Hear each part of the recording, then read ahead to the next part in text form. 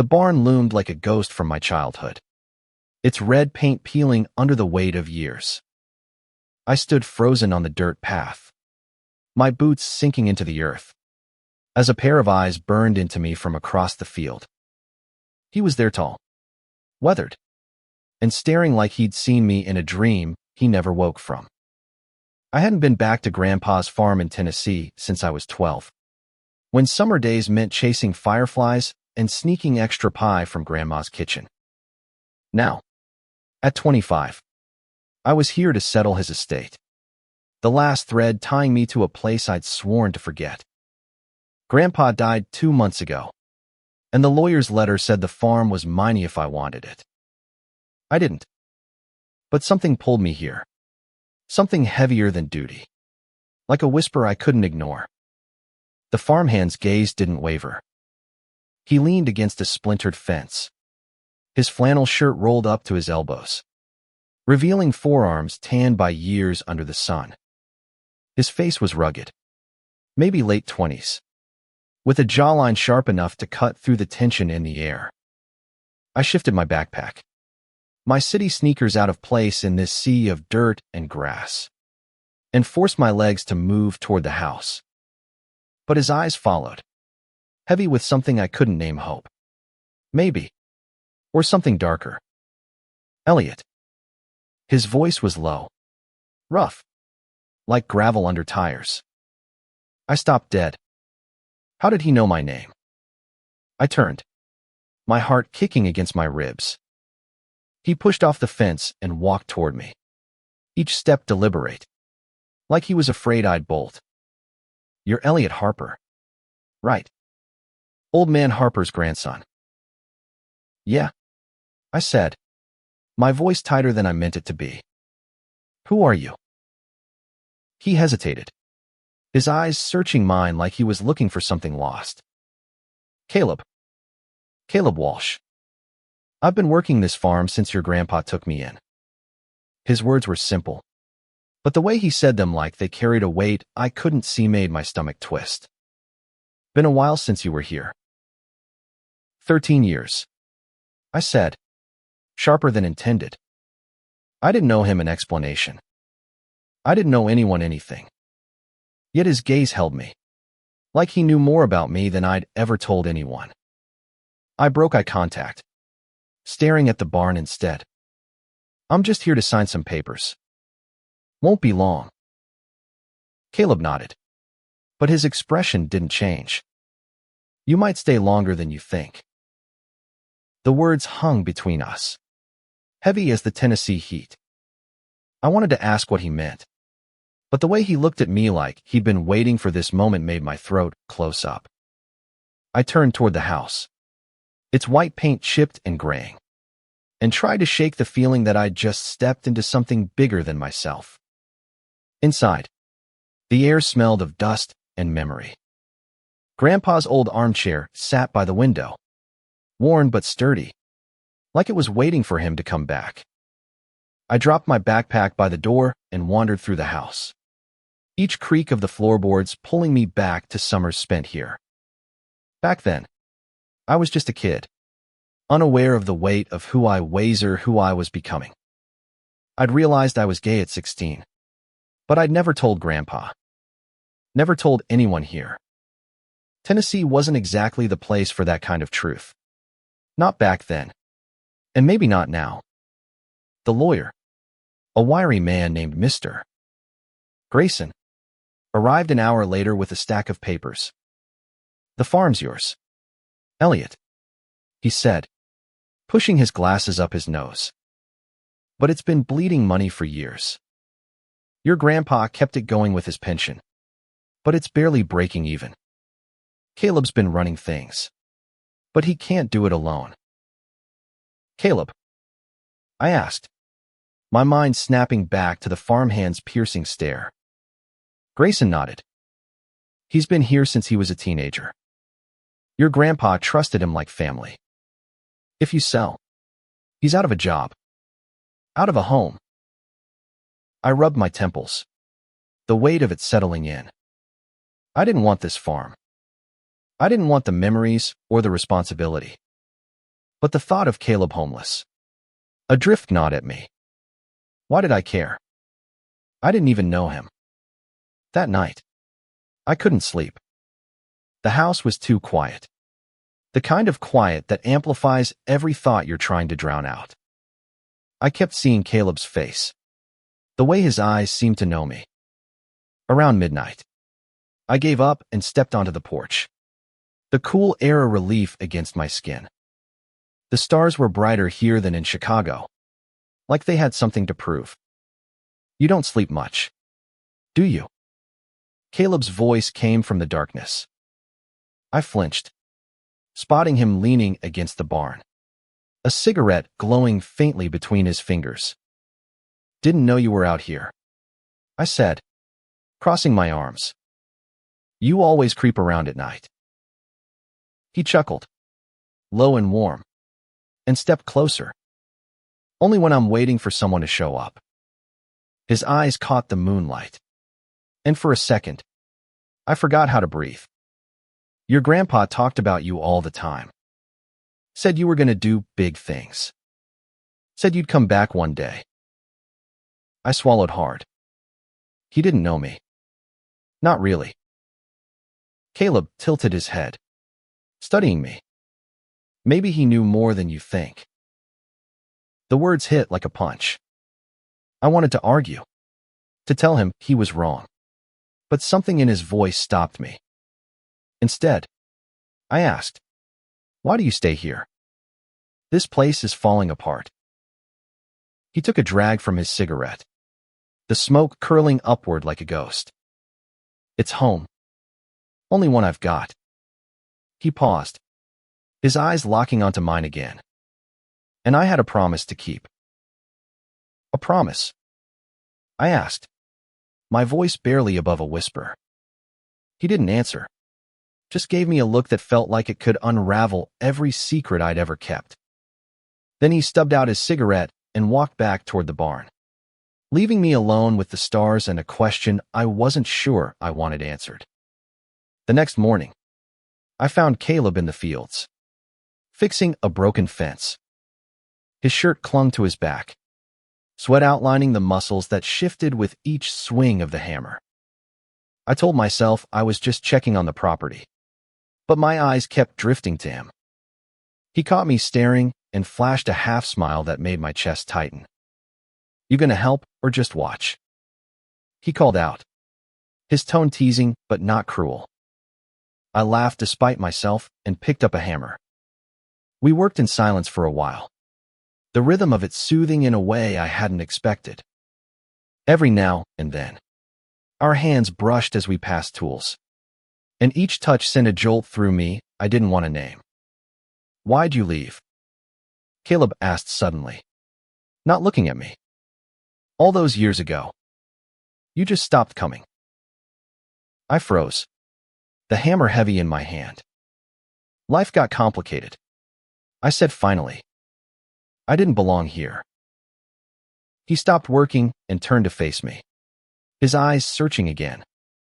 You sure about that? I didn't answer. I couldn't. Because for the first time in years, I wasn't sure of anything. The days blurred into a rhythm of sweat and silence, the farm pulling me into its orbit despite my plans to leave. Caleb was everywhere hauling hay, fixing the tractor, or just standing in the doorway of the barn, watching me with that same unnerving intensity. I told myself I was staying to sort out the paperwork, but deep down, I knew it was more than that. Something about this place, about him, was tugging at threads I'd buried years ago. One afternoon, while rummaging through Grandpa's attic for documents, I found a shoebox stuffed with old photos. Most were of me as a kid, grinning gap-toothed in overalls, Grandpa's arms slung around my shoulders. But one photo stopped me cold. 2 boys, maybe 12, sitting on the porch steps, their knees touching. One was me, all freckles and messy hair. The other was a boy with sharp cheekbones and a shy smile, his eyes bright even in the faded Polaroid. On the back, In Grandpa's shaky handwriting were the words, Elliot and Caleb. Summer '08. My breath caught. Caleb. The farmhand. He wasn't just some stranger Grandpa had hired. We'd known each other. But why didn't I remember him? I sat on the attic floor, the photo trembling in my hands, as fragments of that summer flickered back running through the fields, stealing apples from the orchard, whispering secrets under the stars. Caleb had been my shadow, my confidant. And then I'd left, without a word. When my parents' divorce dragged me back to Chicago, I found him later by the creek, skipping stones across the water. The sun glinted off his hair, turning it a shade of gold that made my chest ache. I held up the photo.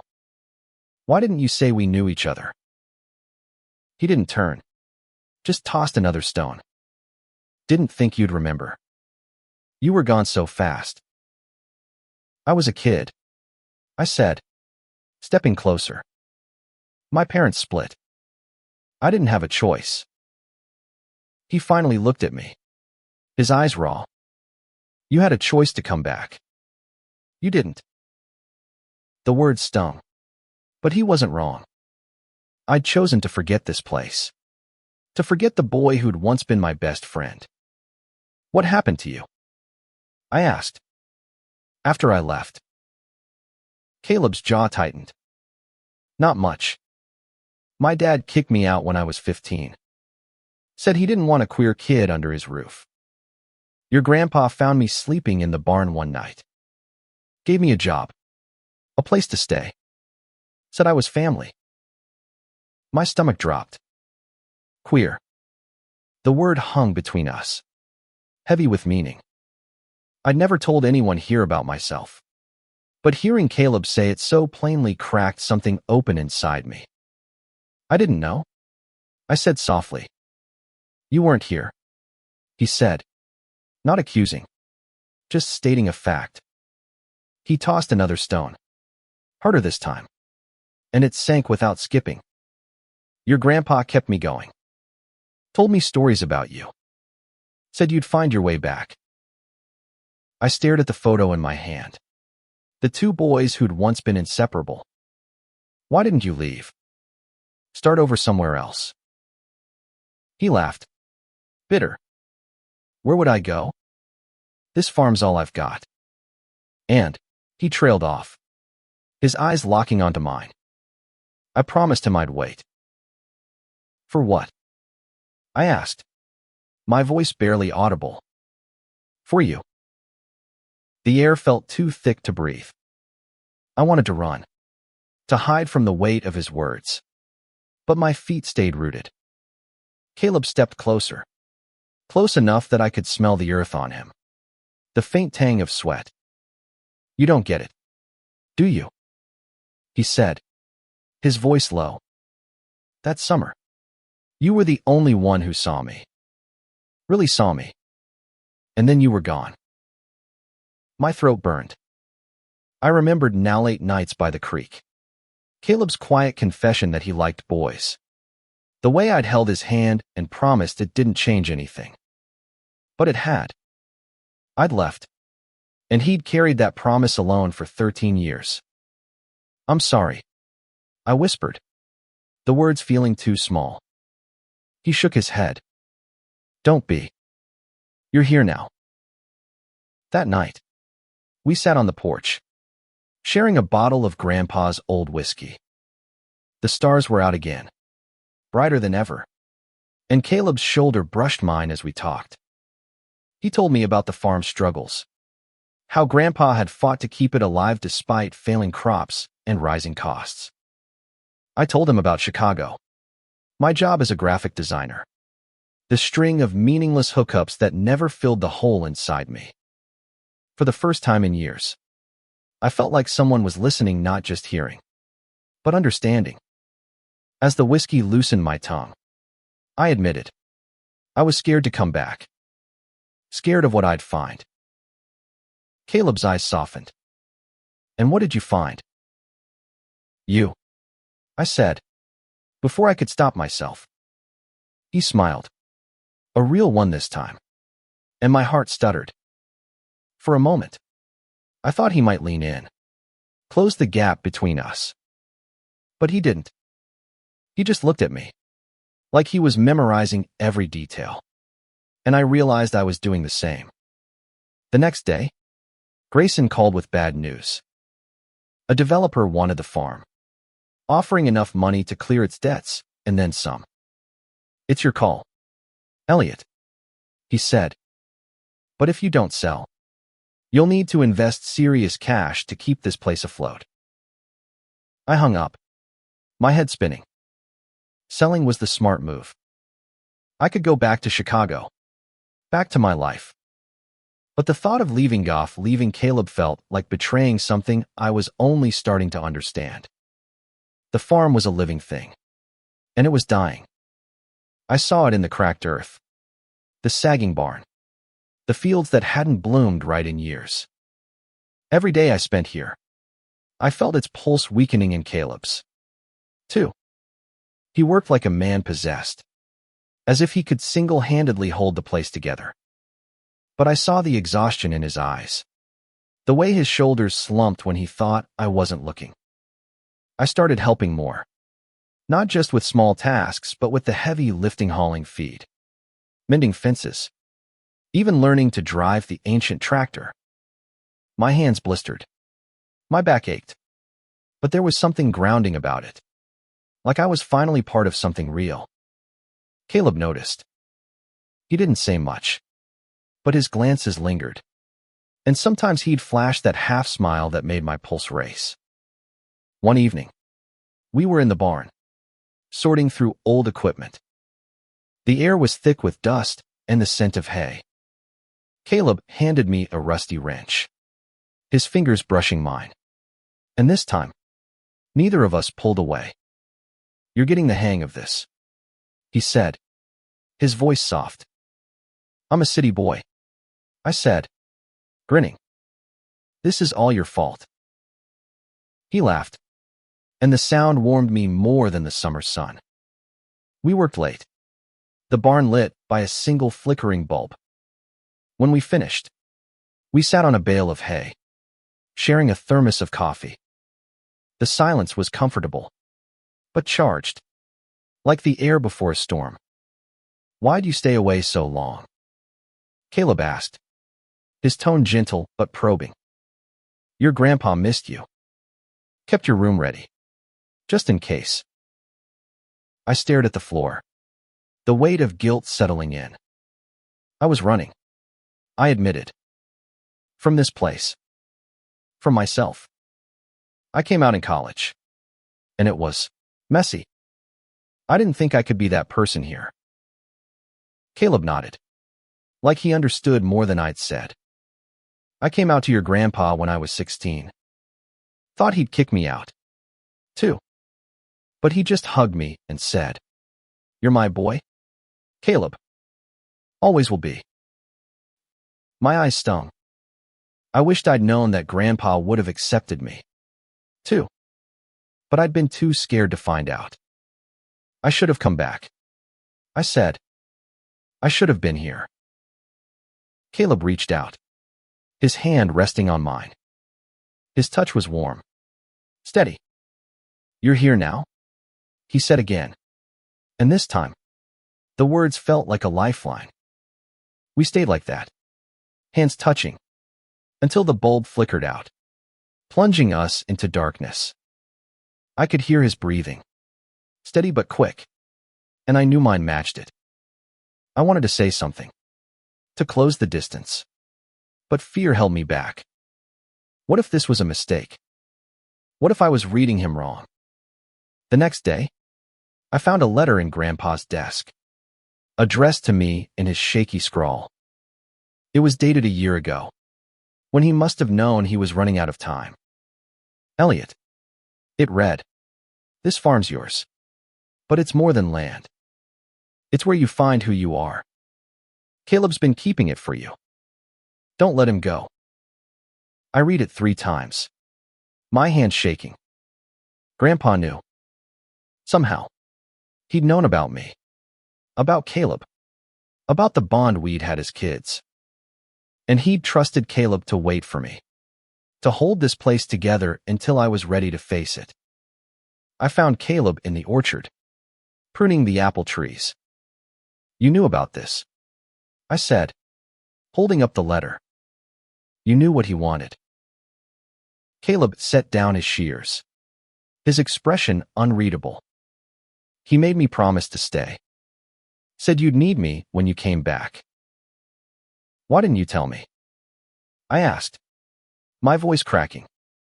Because you had to choose, he said. I didn't want you staying out of pity. I stepped closer, close enough to see the flecks of green in his eyes. It's not pity, I said. It's you. For a moment, neither of us moved. Then he reached out, his hand cupping my face, and I leaned into it, my heart pounding. When he kissed me, it was soft at first, tentative, like he was afraid I'd pull away. But I didn't. I kissed him back, hungry, desperate, like I'd been waiting for this my whole life without knowing it. When we pulled apart, his forehead rested against mine, our breaths mingling. I've been waiting 13 years for that, he whispered. Me too, I said, and meant it. But the real world didn't wait. Grayson called again, pressing for a decision on the developer's offer. I told him I needed time, but time was running out. The farm was a money pit, and I didn't have the cash to save it. Selling was logical, practical. But every time I thought about it, I saw Caleb's face, felt his lips on mine, and knew leaving wasn't as simple as I'd thought. The kiss changed everything. Caleb and I didn't talk about it, but we didn't need to. It was in the way our hands lingered when we passed tools, the way his eyes softened when he caught me watching him. The farm, once a burden, started to feel like something worth fighting for, not just for Grandpa's memory, but for us. But the developer's offer loomed like a storm cloud. I spent nights poring over the farm's finances, the numbers painting a grim picture. Debts piled up, equipment needed replacing, and the crops weren't yielding enough to break even. Caleb worked harder than ever, but it wasn't enough. I wasn't enough. One morning, I found him in the barn, staring at a broken tractor part like it was a death sentence. We can't fix this, he said, his voice flat. Not without money we don't have. Then we'll find a way, I said, but the words sounded hollow even to me. He looked at me, his eyes tired but fierce. You don't get it, Elliot. This place is my life. If it goes, I've got nothing. You've got me, I said, stepping closer. We'll figure it out. Together. He didn't respond, just pulled me into his arms.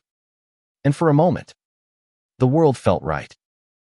But moments don't pay bills. I started researching options, grants, loans, anything to keep the farm afloat.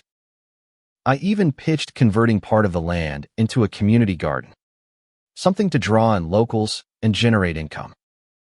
Caleb was skeptical but helped me draft a proposal. We spent late nights at the kitchen table, papers spread out, our knees brushing under the table. It was domestic, intimate, and it scared me how much I wanted it to last. One evening, a stranger showed up at the farm, a man in a slick suit, representing the developer. He walked the property like he already owned it, talking about condos and strip malls. This place has potential, he said, his smile too polished. You could walk away with a clean slate. Mr. Harper. Caleb's jaw clenched, and I saw his hands ball into fists. I stepped in front of him, my voice steady. We're not selling. Not yet. The man raised an eyebrow but left without pushing. When he was gone, Caleb grabbed my arm, pulling me close. You meant that? He asked, his voice raw. I did, I said, and I realized it was true. I wasn't ready to let goof the farm. Of him. Of this life I was starting to imagine. But reality kept knocking. A week later, a storm hit, tearing through the fields and flooding the barn. We worked through the night to save what we could, but the damage was brutal. Half the crops were gone, and the barn roof was leaking like a sieve. Caleb didn't speak as we cleaned up, his silence heavier than the rain. We can't keep doing this, he said finally, his voice breaking. You should sell. Go back to your life. No, I said, grabbing his shoulders. This is my life now. You're my life. He looked at me, his eyes wet with something that wasn't rain. You don't know what you're signing up for. Then show me, I said. I'm not leaving. That night, we didn't sleep. We lay in my old bedroom, tangled in each other, the storm raging outside. His hands traced paths across my skin, and I memorized every inch of him, like I could anchor us both to this moment. When he whispered my name, it felt like a vow. But vows don't fix roofs or pay debts. The next morning, Grayson called with an ultimatum. The developer was raising their offer, but only for 48 hours. I hung up and looked at Caleb, who was repairing a fence like nothing had changed. I wanted to tell him we'd find a way, but the words stuck in my throat. Instead, I went back to the attic, searching for anything that could help. Buried under a pile of old quilts, I found a journal Grandpa's, filled with entries about the farm, about Caleb, about me. One page stopped me. Caleb's the heart of this place. Elliot, if you come back, he'll show you what it means to stay. I closed the journal, my resolve hardening. I wasn't selling. Not now. Not ever. But I needed a plan, and I needed it fast. Time was slipping through my fingers, and the farm was slipping with it. The developer's deadline loomed, a ticking clock I couldn't ignore. I spent every waking moment brainstorming ways to save the place, crowdfunding, local partnerships, even selling off a small parcel to keep the rest. But each idea felt like a bandage on a broken bone. Caleb worked alongside me, his belief in me unwavering, even when mine faltered. One afternoon, I drove into town to meet with a local co-op, pitching the community garden idea. They were interested but cautious, wanting guarantees I couldn't give. On my way back, I stopped at the diner, hoping coffee would clear my head. That's when I saw Eat a flyer for a regional farming grant, offering enough to cover repairs and then some. The deadline was in 3 days. I raced back to the farm, my heart pounding with something like hope. Caleb was in the kitchen, cooking dinner, the smell of chili filling the air. I waved the flyer in his face.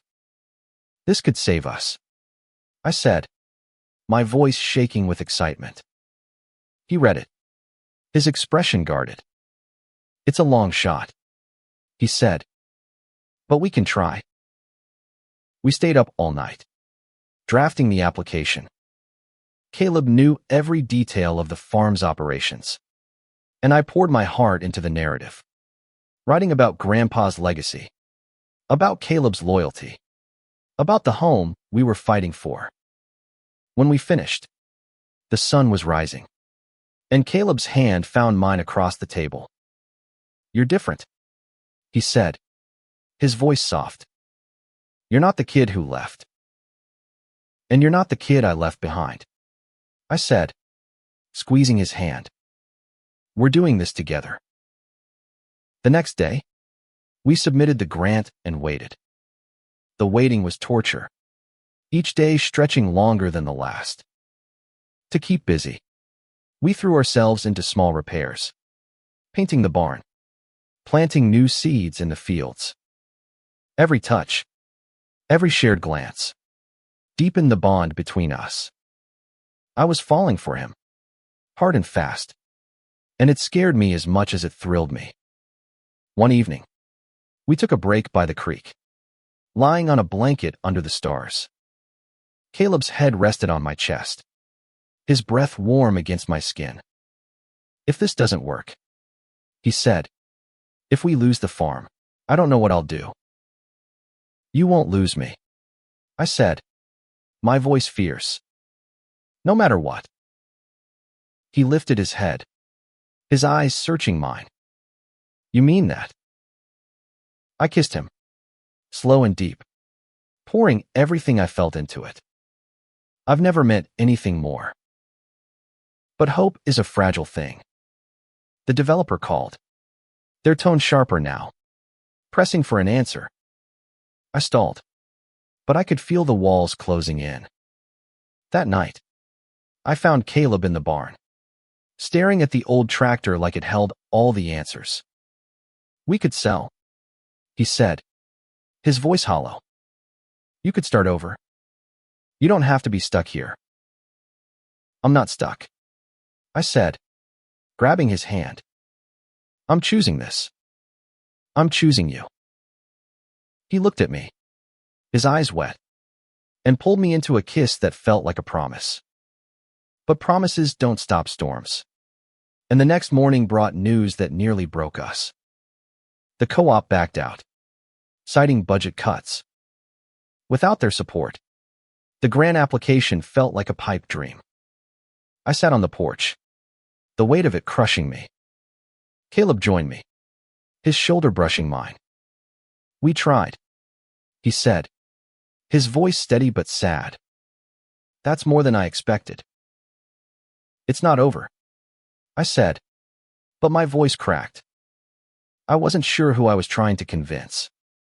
The next day, I found another letter in Grandpa's desk, tucked inside a book of poetry. It was short, just a few lines. "Elliot, love is the only thing worth fighting for. This farm taught me that.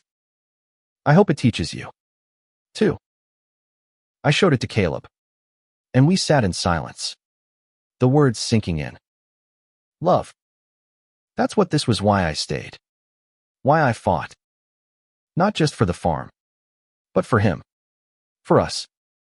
I wasn't giving up. The call came on a Tuesday morning, as Caleb and I were repairing the barn roof. My phone buzzed in my pocket, and I nearly dropped my hammer when I saw the number. It was the grant committee.